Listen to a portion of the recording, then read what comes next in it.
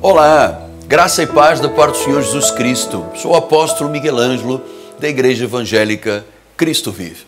Eu dou graças a Deus todos os dias de poder estar aqui num canal de televisão, em estações de rádio, numa rede internacional de comunicação, porque eu tenho um chamado ao apostolado da graça de Deus. Nosso chamado é para conhecer e revelar os mistérios que estiveram ocultos desde os tempos eternos e que aprova Deus revelar ao apóstolo São Paulo para a igreja gentílica e nesses últimos tempos, desde 1986, através deste servo do Senhor que vos fala e que muito grato eu sou pelo prestígio que você nos dá a mim e à Igreja Cristo Vive diariamente. Hoje nós vamos participar da segunda parte da mensagem de proclamações, de manifestações da soberania de Deus. Como é importante você saber que aquilo que se proclama, aquilo que se diz, aquilo que se declara em linha com a Bíblia tem um compromisso de Deus e Ele apressa isto de fazer esta palavra ser uma realidade na nossa vida. Então, você que está tomando o café da manhã, você que está no seu plantão, você que está assistindo no hotel, em casa, na sua residência ou no seu carro, eu agradeço muito a Deus. Deus vai falar profundamente ao seu coração. Se você tem o costume de me acompanhar com a Bíblia, vamos abrir a Bíblia, fazer as anotações e com um coração sincero, vamos ouvir o Espírito falar. Porque o que é importante na vida não é o que o homem vê, que é o exterior. Deus não vê como o homem vê. O homem vê o exterior. Deus vê o coração. É lá que está a vida. Assim disse a palavra, ajuda-nos a contar os nossos dias para que alcancemos um coração sábio. A palavra de Deus faz o coração ser sábio, logo a vida de sabedoria é uma vida vitoriosa. Com vocês, a segunda parte da mensagem de proclamações das manifestações de Deus e eu volto em seguida. Até já. O nosso telefone de contato 3017 9090. Até já. E há pessoas que se corroem de tal monta, amado, porque dão ouvidos a outros espíritos. E meus filhos queridos, nós estamos aqui, você percebe o foco, viu, Ariane? O foco deste altar é servir a Deus, é fazer a vontade do Pai, porque senão nós somos como um navio que está aí em alto mar, navegando. Nós não podemos permitir que o nosso barco afunda, mano. 1 Timóteo 6, 9, 10 e 11, ele disse: ora, os que querem ficar ricos caem em tentação, caem em ciladas. Lembre-se que essa palavra riqueza, do original, estás a entender? Do original significa o quê? Mamon, riqueza. Então as pessoas que querem se aliar a mamon, que não é com a bênção de Deus, não é da forma de Deus, não é Deus a abençoar, não é Deus a multiplicar, eles querem, mamon cria o quê? Primeiro, tentações, depois cria ciladas, depois cria concupiscências insensatas, perniciosas, e afogam os homens na ruína e na perdição. Está ouvindo o Espírito falar, o Espírito Santo tem que estar atento. Eu tenho que estar atento a isso todos os dias. Eu não posso ser dominado por nada nesta terra, amado. Porque se vem algo que me domina, se chama mamon. Então diz o versículo 10, porque o amor do dinheiro é a raiz de todos os males. E alguns nessa cobiça se desviaram da fé e a si mesmos se atormentaram com muitas dores. Se desviaram por amor o dinheiro é a raiz de todos os males. Nessa cobiça se desviaram da fé e a si mesmos se atormentaram com muitas dores. Atormentaram com muitas dores, se desviaram da fé, porque o foco era mamon, o foco não era Deus. Versículo 11: tu, porém, ó homem de Deus, foge destas coisas. segue a justiça, segue a piedade, segue a fé, segue o amor, segue a constância, segue a mansidão, siga a igreja, siga a voz do Espírito, porque se você não está familiarizado com a voz do Espírito, Mamon vai te pegar, o espírito da cobiça vai pegar. Por isso, o objetivo do espírito Mamon é roubar a nossa confiança em Deus. Olha como é que ele diz em Provérbios, Hebreus 10:35. Não abandoneis, portanto, a vossa confiança, ela tem grande galardão. É a confiança em Deus que traz o galardão, que traz a bênção. A bênção de Deus enriquece. E não metermos-nos em ciladas e concupiscências que depois acabam em ruína.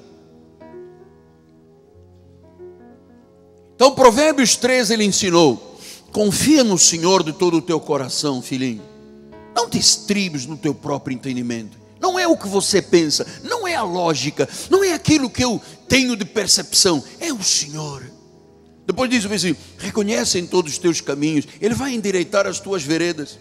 Não seja sábio aos teus próprios olhos, tema ao Senhor, aparta-te do mal. Isto será saúde para o teu corpo, isso será refrigério para os teus ossos.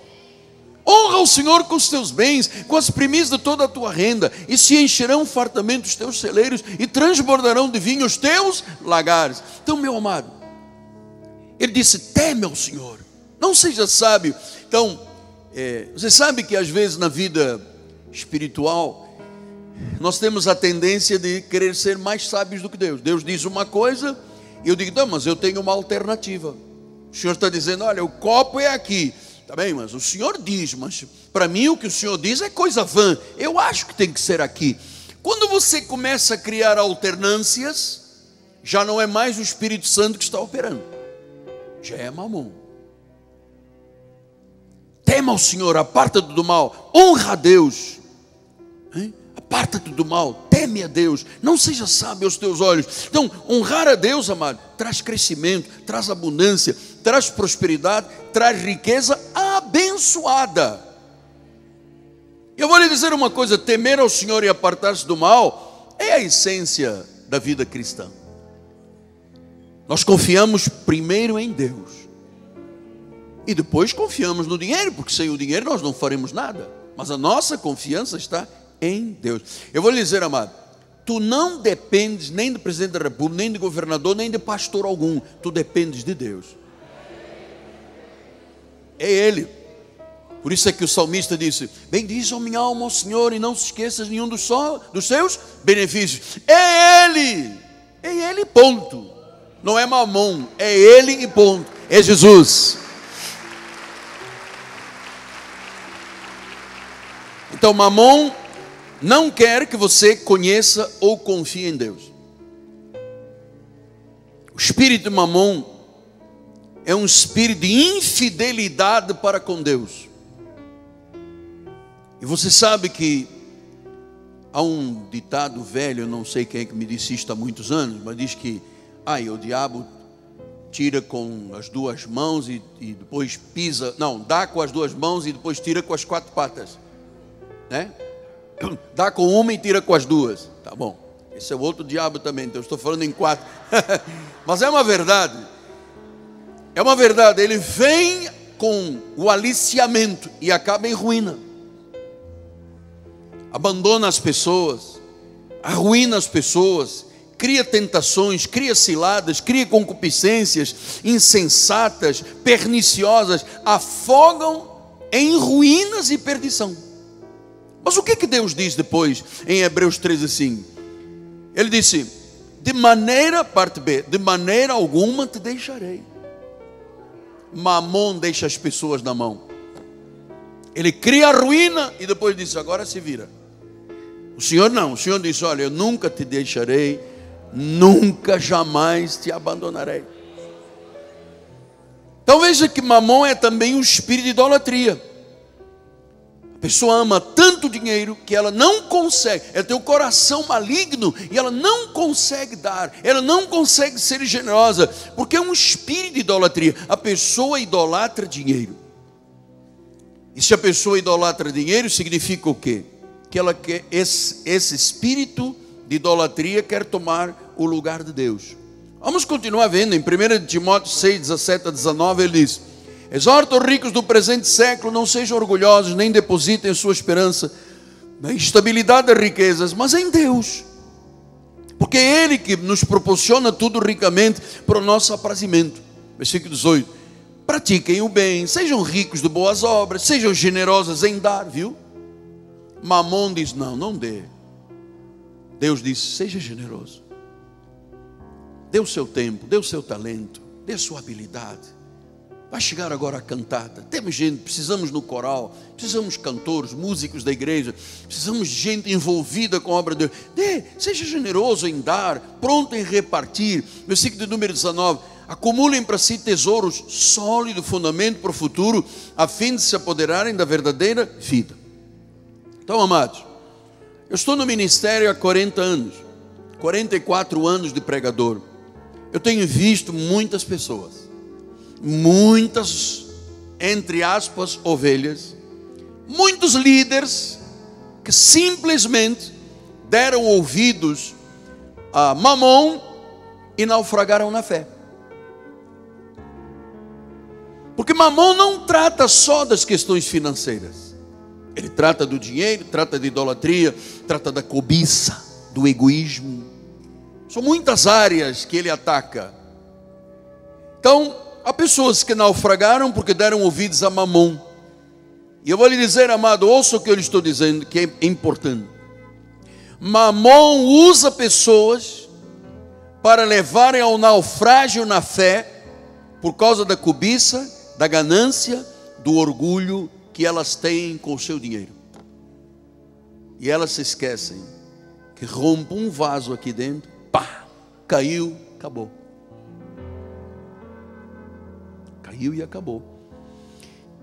A nossa vida, biblicamente, é comparada a um barco que está andando, navegando a pleno vapor. E olha o que acontece quando Mamon usa pessoas do outro lado.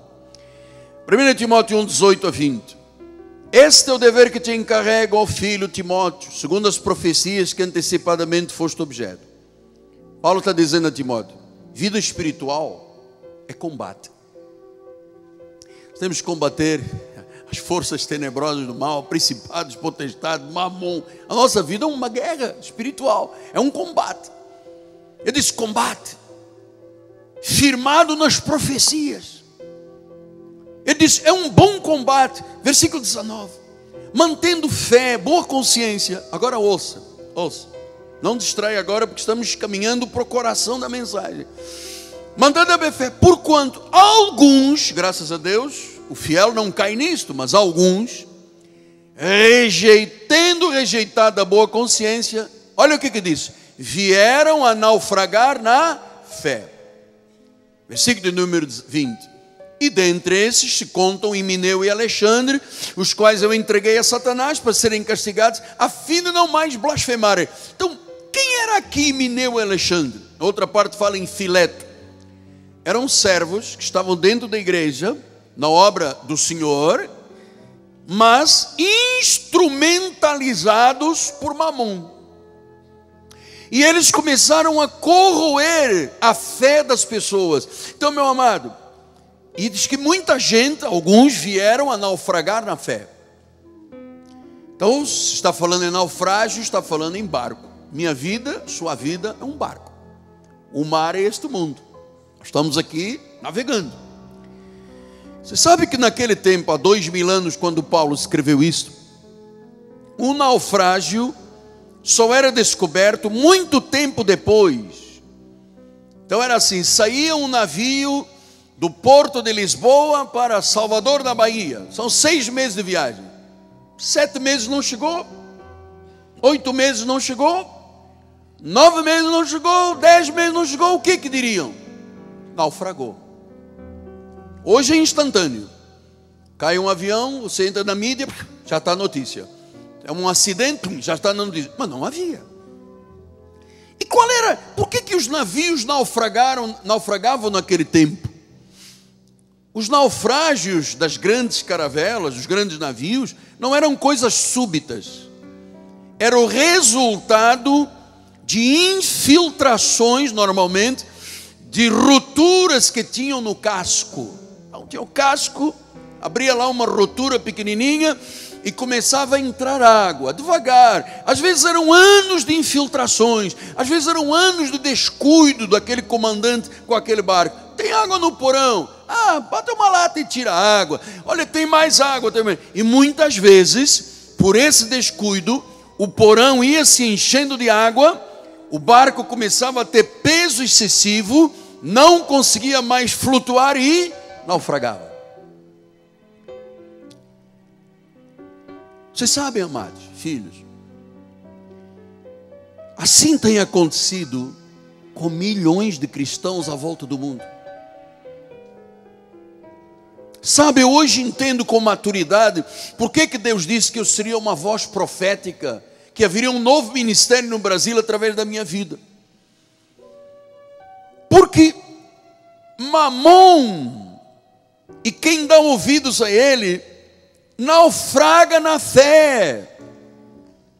E quando você não se apercebe que entrou um pouco de água, hoje eu não tenho vontade de ir à igreja, este mês eu não dizimo, eu não vou dar o meu talento para Deus. Você abre uma roturazinha no casco e começa a entrar água.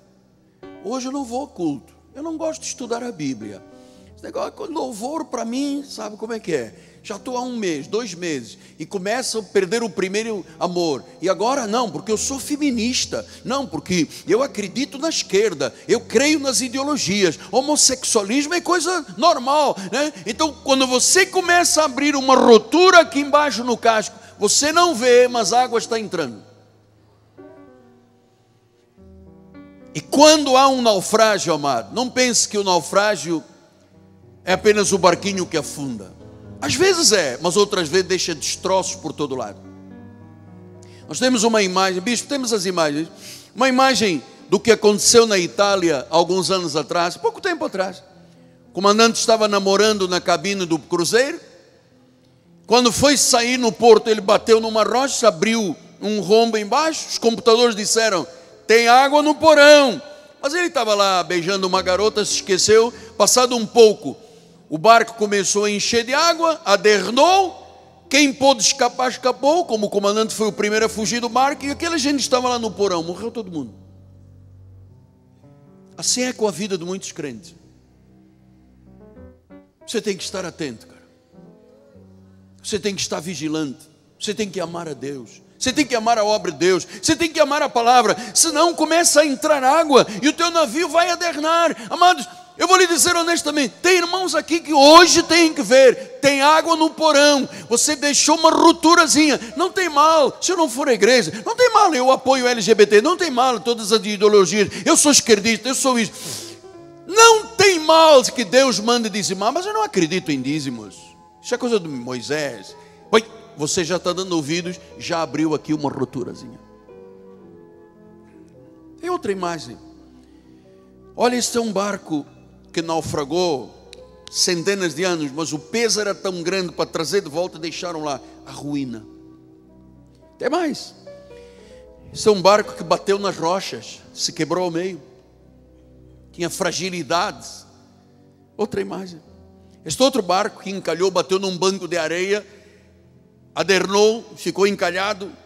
Barco bonito, com toda a tecnologia, mas alguém se distraiu, abriu uma roturazinha, está aí o barco.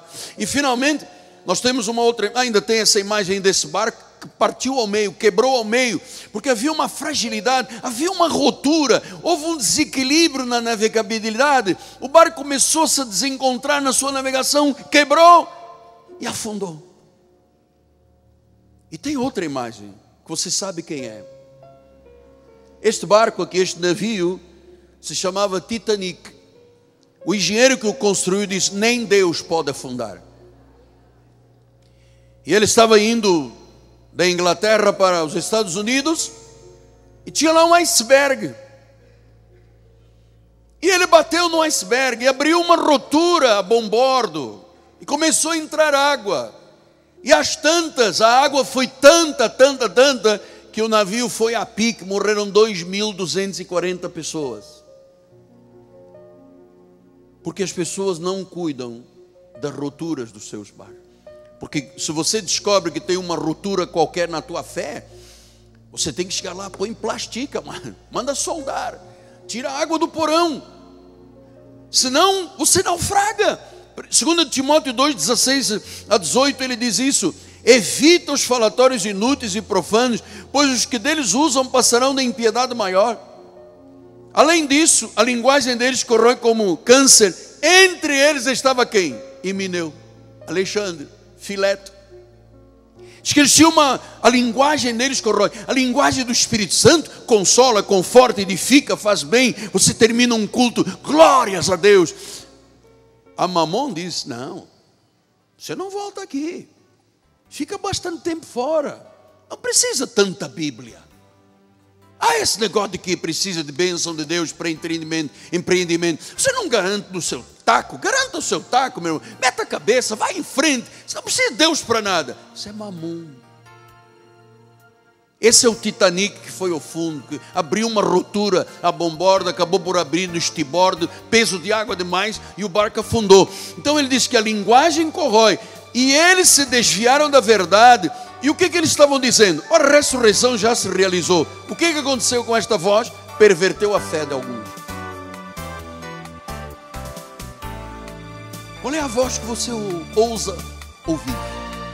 Você tem um anjo na sua vida? Você tem um pastor? Você tem um altar sério? Você faz parte de uma história que nem... Bom, graças a Deus que a palavra está sendo pregada, a palavra é como uma semente, está sendo semeada no teu coração, e talvez você nem tenha se apercebido, mas para muitos esta palavra já está germinando, já está dando até frutos. Há pessoas que estavam sem esperança, passando por tribulações, angústias, medos, tensões, doenças e enfermidades, mas que a palavra já fez a erradicação de tudo isso. Você é livre a partir de hoje para viver uma vida espiritual saudável, com emoções saudáveis, em nome de Jesus. Hoje é terça-feira. Antes de terminar o programa, eu faço um convite. Nós temos uma escola bíblica na igreja, dirigida pelo Espírito de Deus, através do bispo Daniel Anacleto.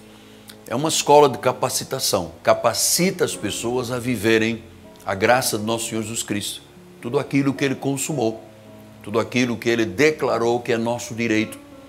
Se você está em linha com a palavra, inevitavelmente e infalivelmente, as promessas de Deus se manifestam na vida.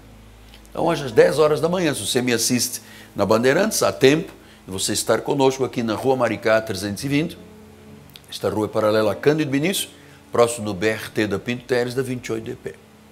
10 da manhã, escola bíblica. E amanhã, a grande noite apostólica e profética, também às 7h30 da noite. Telefone de contato, 3017 90 90. Nós temos conselheiros à sua inteira disposição. Eu quero agradecer ao terminar o programa, de todo o meu coração, aquelas pessoas que têm nos permitido pregar a palavra aqui, local, no Rio de Janeiro e de forma internacional pela TBN. Quando você investe num programa bíblico, num programa espiritual, você está investindo em vidas. Vidas são transformadas, vidas são resgatadas. E o Senhor, a quem você serve com alegria, te recompensará. Obrigado por você estar permitindo, ou aqueles que a partir de hoje farão um compromisso de colaboração com este programa, permitindo que outras vidas sejam alcançadas. Minha gratidão eterna. Nós vamos nos despedindo. Você ouviu a palavra caiu em boa terra, germinou e deu frutos. Diz que é 30, outros 60 e outros 100 por um. Mas tem sempre fruto. E frutos de Deus são de grande abundância.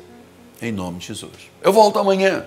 O seu dia seja tremendamente abençoado, felicíssimo, vitorioso, extraordinariamente vitorioso. Graça e paz, apóstolo Miguel.